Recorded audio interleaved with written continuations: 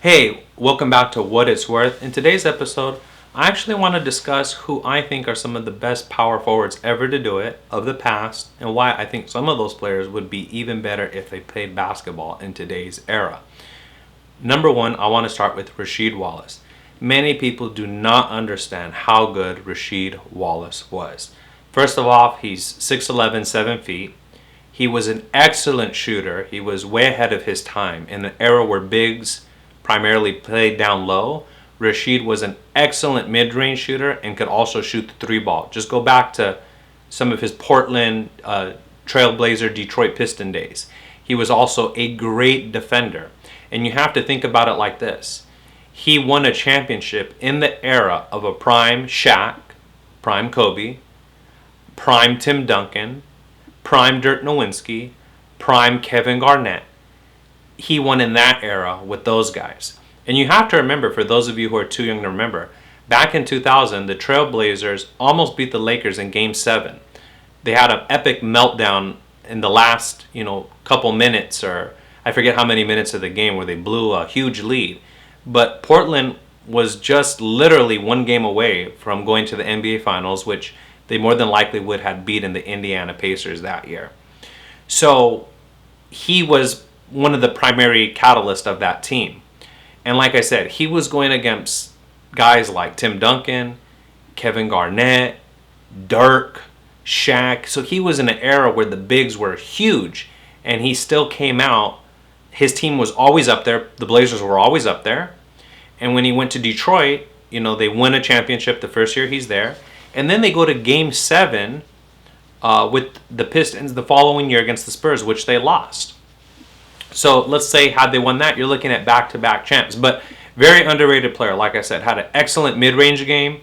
He could shoot. He wasn't the best rebounder, but he was an excellent shooter. So he could space the floor. So if you had a big on him like Shaq guarding him, all he would do is come out, 20, 30 feet, and he could hit that excellent, mid-range shot by bringing a big guy like Shaq out. So very, very underrated player, Rasheed Wallace. Another really underrated player of that era, of the bigs, was, I'd say, early 90s, going into the 2000s, was actually Alonzo Mourning. So Alonzo Mourning has plenty of plays where he's just dunked on. But the thing is with Alonzo Mourning is he did not fear getting dunked on. So it's one of those guys you want, because he didn't care if somebody dunked on him or not. He would challenge the shots. He was the modern big that would work great in today's era, because if he played with someone like, let's say, Luka, a pass first type of guy where he could just get easy lobs, rebound, defend, be a defender around the rim, he would thrive in today's game. And at around 6'10", Alonzo was stacked, ripped, strong. So he would be able to bang with the strongest of the guys in the post. Obviously, he wasn't an excellent shooter, but if his job is just to rebound, defend, and block shots, he would thrive with the right system in today's NBA. Another player who's really underrated that people forget about a lot is actually Amari Stoudemire. Before Amari Stoudemire had all these injuries, Stoudemire was a problem. He had an excellent mid-range shot later in his career, and he was super athletic, could run the floor. In today's NBA, you give him someone like Luka or a Trae Young, Stoudemire's catching lobs, he's dunking on you, and he's athletic enough to run the floor. And like I said, he was an excellent mid-range game shooter.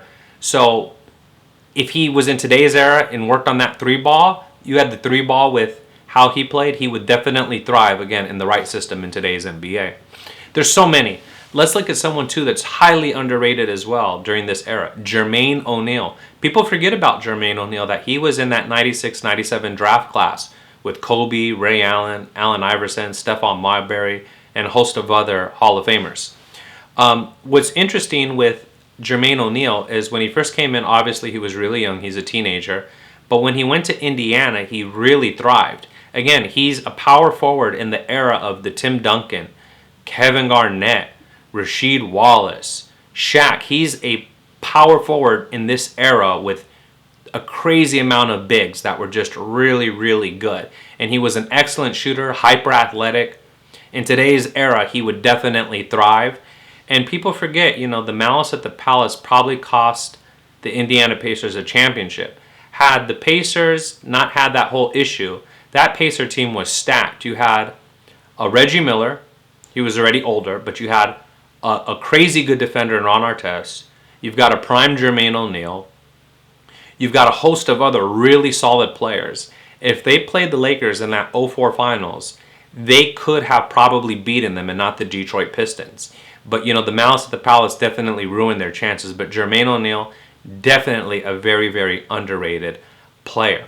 There's so many if we go back and look at them. Another really underrated player, this goes back even more, is actually David Robinson. People forget about how good David Robinson was. Think of a Dwight Howard build with a better jump shot, and that's what David Robinson was.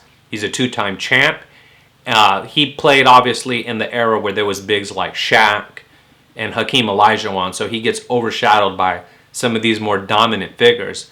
But David Robinson is, 7 feet, give or take, super athletic, super strong, could run the floor. In today's NBA, if you've got someone like David Robinson to run the floor with you at, 7 foot, 250, 260, whatever it is he was, it's basically a Giannis.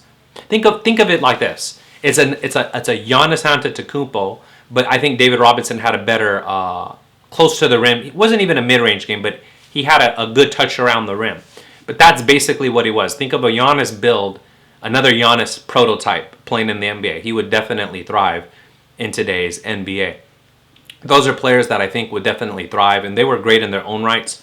Sometimes, people all want to argue about, the popular players all day, but there's so many good players that have played the game, and we often forget about them. But I would love to know in the comment section below, who do you think was a power forward or a big that would definitely thrive in today's NBA? I would love to hear what you'd have to say in the comment section below. Let's also talk about what players would also do better now if they played, and I can name a few. I think Ray Allen would do even better in today's NBA, especially with more of an emphasis on the three-point shot. People forget that Ray Allen, when he came into the NBA, he was not just a three-point shooter. He was a slasher. He was an excellent player. He could give you 20. Go look at his old Seattle Supersonic highlights. He was definitely not just a shooter. Obviously, he became that. He was always a great shooter, but there became more of an emphasis on that later in his career. But early on, that's not what he was. He go look at some of his dunks. He wasn't a Vince Carter, but he could definitely jump. So Ray Allen, I think in today's NBA would definitely thrive. Another player that would definitely thrive in today's NBA is Peja Stojakovic. People don't realize how good Peja was on that Sacramento team. That team was so stacked. The problem is they just ran into the Lakers. But that early 2000s, the Blazers were stacked. You had Pippen, Rasheed Wallace, Bonzi Wells. You had Sacramento. You had Chris Webber, who was one of the, let's say he was a top 5 power forward of that time when he was healthy.